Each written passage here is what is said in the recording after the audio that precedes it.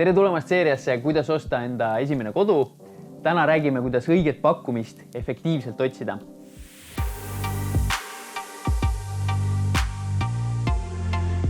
Üks sõna, koputajad või whatever, kuidas mingi portaal neid nimetab, teavitused meilile.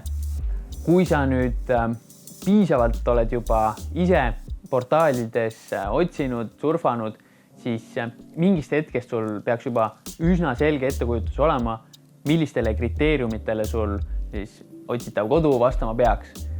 Ja kui sa nüüd panedki portaalis otsingusse need kriteeriumid sisse, seal ühetoaline, hinna ülemine piir, mingid asukohad, kuskil seal portaalis nüüd ükskõik millisest sa vaatad, on nupp, telli, e-agent meilile, koputaja meilile. Ühesõnaga, et sa saaksid kõik uued pakkumised, mis turule lisanduvad, kas siis igapäevaselt, nädalas korra, endale meili. Sedasi kõige lihtsam uutel pakkumistel silma peal hoida ja kiiresti sobivale asjale vaatamine leppida. Mina olen Jorma. Kui sul on mingeid küsimusi, mõtteid esimese kodu ostmise kohta, anna siin kommentaariumis tuld, proovin ka vastata. Kui soovid maaklerit endale appi esimese kodu ostmisel, anna teada, meie tiim Tallinnas ostjatega tegutseb.